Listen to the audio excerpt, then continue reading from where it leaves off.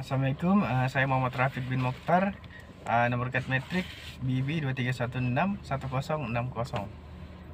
Oke, hari ini saya akan membentangkan saya punya grup project, yaitu daripada subjek kelestarian dan dokumentasi bahasa, daripada section 4.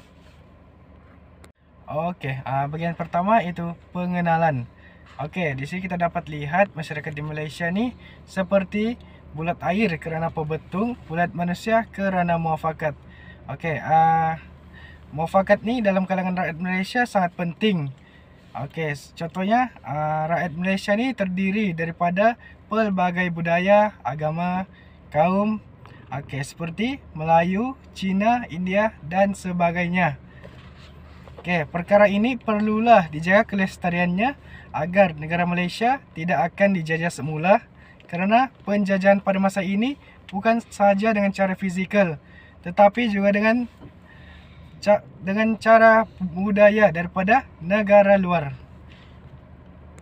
Seterusnya iaitu faktor-faktor yang menyebabkan bahasa ibunda pupus. Okey, faktor yang pertama iaitu penutur asli telah berubah mengikut arus masa.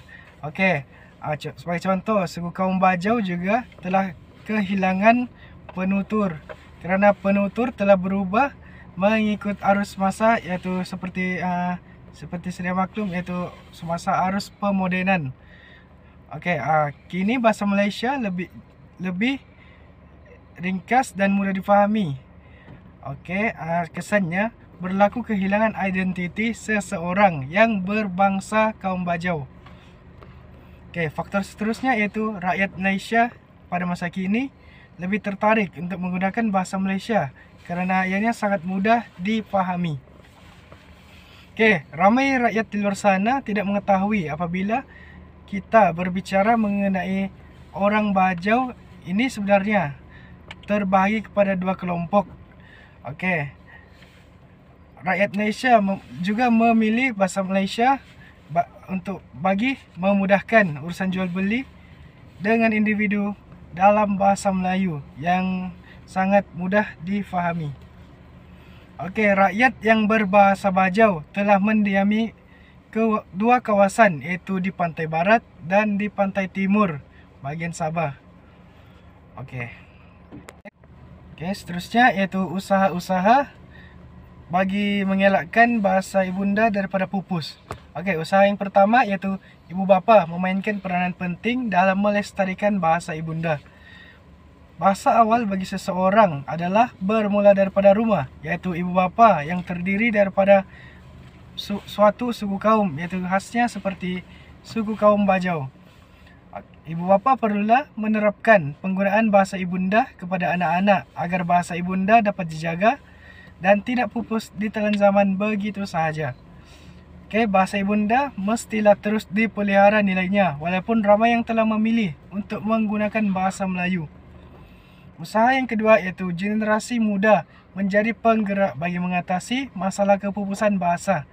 Okey, generasi muda merupakan penggerak bagi mengatasi masalah kepupusan bahasa ibunda yang kian berkurang hari demi hari. Okey, pemikiran generasi muda adalah suatu idea yang bernas dan masih segar berbanding pemikiran golongan yang telah berusia. Okay, seterusnya, bahasa Bajau kini semakin pupus kerana generasi kini tidak lagi menuturkan bahasa tercinta ini di mana-mana dan mereka kurang berkeyakinan untuk menuturkan bahasa Bajau ini. Okey, usaha yang terakhir iaitu semua lapisan masyarakat mestilah memastikan bahasa ibunda ini sentiasa digunakan dalam kehidupan harian. Okey, hal ini seperti rakyat perlu menjadikan bahasa Bajau digunakan sebagai bahasa pengantar di rumah dan dalam kalangan masyarakat Bajau. Okey, hal ini akan meningkatkan keyakinan generasi akan datang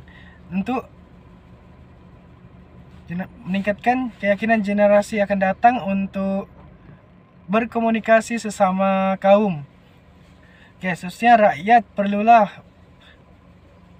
menjaga bahasa ibunda tercinta agar bahasa Bajau dapat dipelajari oleh penutur daripada bahasa lain dan dapat berkembang seiring dengan bahasa ibunda dari kaum yang lain. Sebagai kesimpulan, rakyat bukan sahaja dapat mengekalkan suatu bahasa ibunda, tetapi juga mendapat mempertahankan sebuah bahasa dalam senarai bahasa yang ada di dunia. Seterusnya, suku kaum dapat memastikan bahasa ibunda tetap hidup dan menjadi kebanggaan setiap masyarakat daripada pelbagai kaum yang ada di Malaysia. Yang terakhir, dalam pada itu ditegaskan bahawa bahasa ibunda sangat penting bagi seseorang individu bagi memastikan kelangsungan budaya dan identiti suatu kaum khasnya dalam negara Malaysia. Sekian, terima kasih.